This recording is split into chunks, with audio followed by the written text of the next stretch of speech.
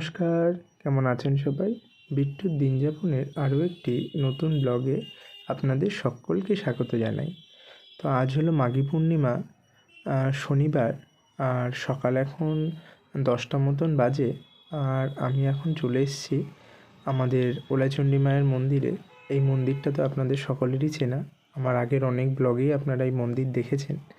তো আজ যেহেতু পূর্ণিমা এবং শনিবারও বটে, আর আমি প্রত্যেক শনিবারই মায়ের মন্দিরে আসি পুজো দিতে, অঞ্জলি দেওয়ার জন্য।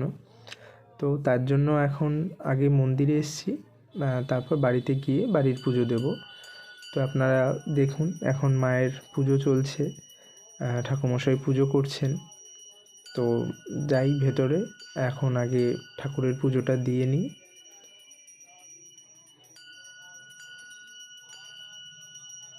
আজকে মন্দিরে অনেক ভক্ত সমাগম হয়েছে।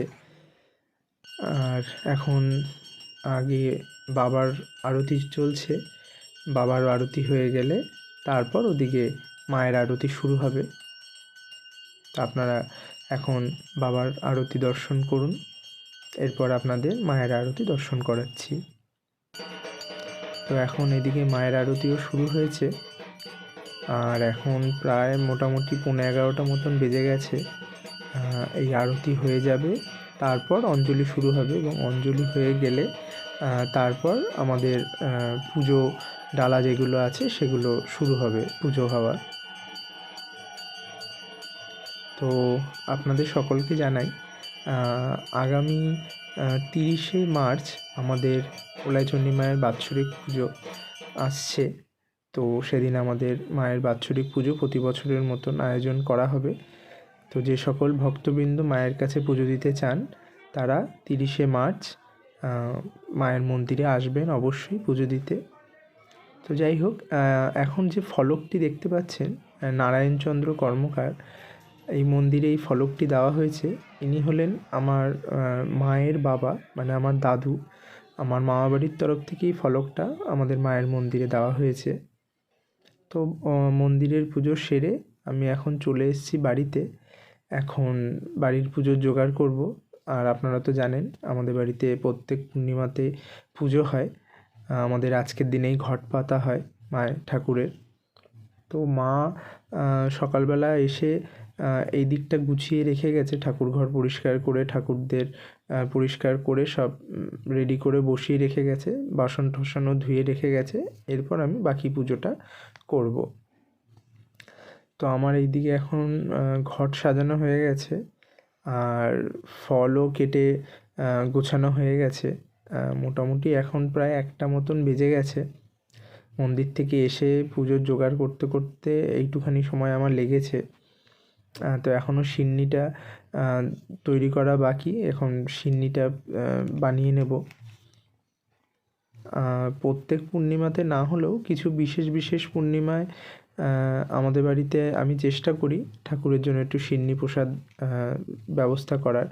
কারণ যেহেতু আমাদের বাড়িতে রাধা গোবিন্দের পুজো হয়, এবং তার জন্য সবসময়, আর আপনারা তো জানেন নারায়ণ ঠাকুরকে সিন্নি দেওয়া হয়।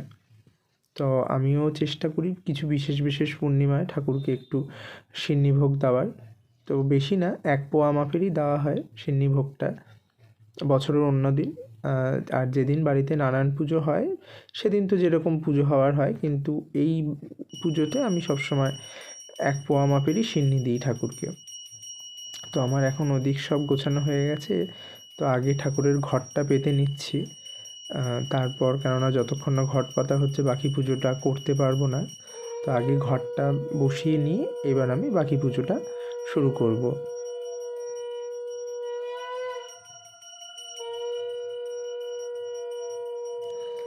তো আমার ঘট পাতা হয়ে গেছে।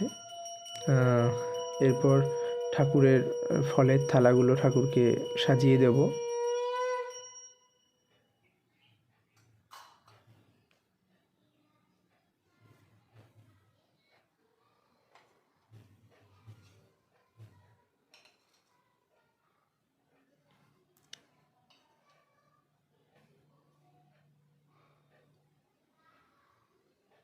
এই মাঘী পূর্ণিমাটা অনেক দিক থেকেই বিশেষ মনে করা হয়।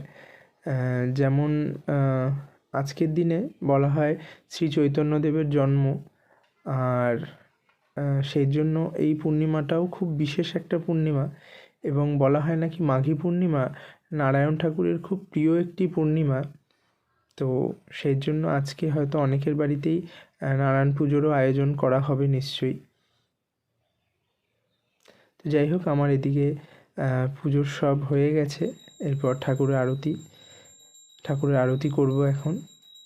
তা আপনারা সকলে ঠাকুরের আরতি দর্শন করুন।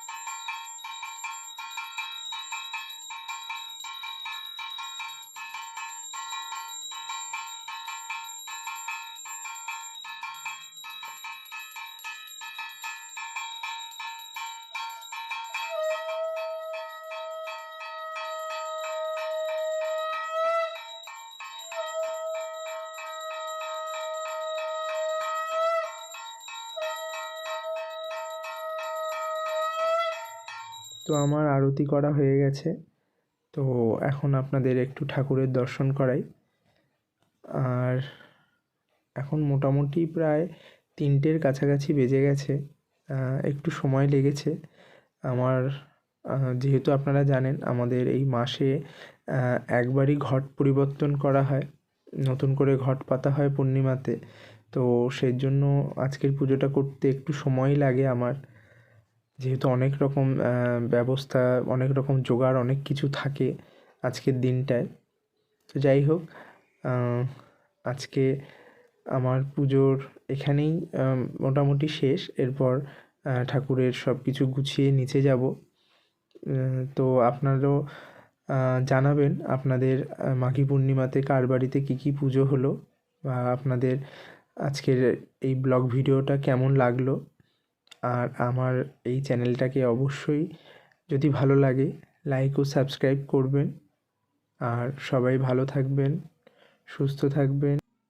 আর আমার ব্লগগুলো আপনাদের সকলের কেমন লাগছে সেটাও জানাবেন। ধন্যবাদ।